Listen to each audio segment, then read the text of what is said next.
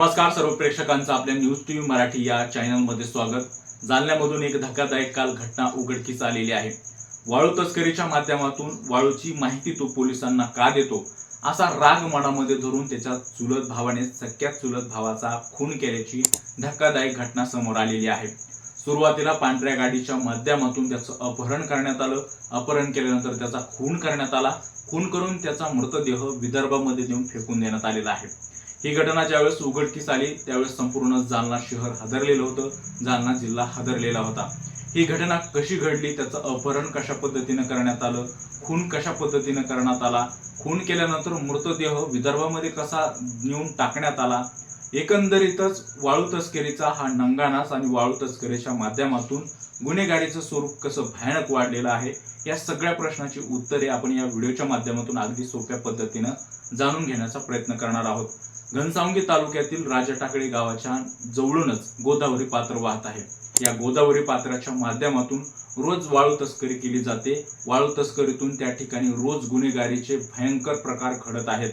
अगदी प्रशासकीय लोकांवरती देखील, यंत्रणेवरती देखील हल्ले केल्याच्या घटना यापूर्वी देखील पाहिलेल्या आहेत।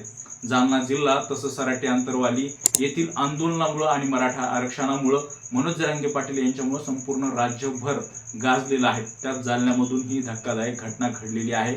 रविवारी जालना जिल्ह्यातील घनसावंगी तालुक्यातील राजा टाकळी येथील सुरेश तुकाराम आर्दळ वय वर्ष 33 या तरुणाला त्याच्या चुलत भावाने व चुलत भावाच्या मित्रांनी कुंभारी पिंपळगाव या ठिकाणी बोलवल्यानंतर कुऱ्हाडीचा धाक, पिस्तुलीचा धाक आणि धारदार शस्त्राचा धाक झाकून एका पांढऱ्या गाडीमध्ये बळजबरीने बसवण्यात आलं। त्याचं अपहरण केल्यानंतर त्याचा खून करण्यात आला। 33 वर्षीय तरुणाचा खून करून त्याच्या चुलत भावाने त्याचा मृतदेह विदर्भामधील किनगाव राजा पोलीस स्टेशनच्या हद्दीतील तडेगाव टाकरखेडा परिसरामध्ये नेऊन फेकून दिला। ज्यावेळेस परिसरातल्या स्थानिक लोकांना हा मृतदेह दिसून आला त्यावेळेस या लोकांनी किनगाव राजा पोलीस स्टेशन मध्ये माहिती दिली। माहिती दिल्यानंतर हा मृतदेह ओळख पटवण्यासाठी तेथील पोलिसांनी यंत्रणा फिरवली, माहिती घेण्यास सुरुवात केली। त्यावेळेस या तरुणाचं अपहरण झाल्याची नोंद कुंभारी पिंपळगाव पोलीस स्टेशन मध्ये असल्याचं देखील उघडकीस आलं। या घटनेची माहिती कुंभारी पोलीस स्टेशनच्या वतीने त्याच्या कुटुंबियांना देण्यात आली। त्यावेळेस संपूर्ण परिसरामध्ये खळबळ उडालेली होती। या खून प्रकरणामधील आरोपी सकाराम उर्फ खन्ना बाप्पासाहेब आर्दळ त्याचबरोबर त्याचा सहकारी हरी कल्याण तौर या दोघांवरती देखील पोलीस स्टेशन मध्ये गुन्हा दाखल करण्यात आलेला आहे। खुनाचा आणि अपहरण करण्याचा गुन्हा दाखल झाला असून पोलीस त्यांचा शोध घेत आहेत। दोन्ही आरोपी फरार आहेत। मात्र ज्या गाडीमध्ये या तरुणाचं अपहरण करण्यात आलेलं आहे ती कार आणि ती गाडी जप्त करण्यामध्ये पोलिसांना यश आलेलं आहे। घनसावंगी तालुक्यामधील राजा टाकळी येथील 33 वर्षीय तरुण सुरेश तुकाराम आर्दळ या तरुणाचा खून झाला। या खुनाची घटना ज्यावेळेस घडली त्यावेळेस त्याचे वडील तुकाराम आणि त्याची आई हे पंढरीच्या वारीमध्ये जात होते।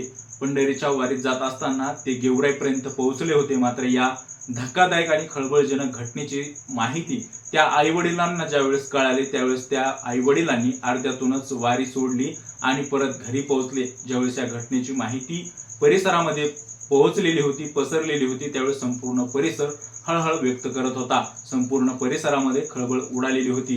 पोलीस आता या फरार आरोपींचा शोध घेत आहेत। मात्र जालना जिल्ह्यातील घनसावंगी तालुक्यामध्ये वाळूच्या माध्यमातून कशा पद्धतीने गुन्हेगारी वाढलेली आहे, या तरुणाचा खून देखील वाळूमुळे झालेला आहे। या गावामध्ये आणि या परिसरामध्ये वाळूच्या माध्यमातून वाळू तस्कर कशा पद्धतीने गुन्हेगारीचं स्वरूप प्रचंड प्रमाणामध्ये वाढवत आहेत याचा प्रत्येक पुन्हा एकदा आलेला आहे। आता प्रशासन यावरती काय कारवाई करणार, वाळू माफियावरती काय कारवाई करणार आणि या घटनेतील जे फरार आरोपी आहेत त्यांना कधी अटक करणार याकडे सगळ्यांचं लक्ष लागलेलं आहे। तुम्हाला हा व्हिडिओ कसा वाटला आमच्या कमेंट बॉक्समध्ये नक्की कळवा। आमचे असेच नवनवीन व्हिडिओ आणि ताजे अपडेट जाणून घेण्यासाठी आमच्या चॅनलला शेअर, लाईक, सबस्क्राईब नक्की करा। धन्यवाद।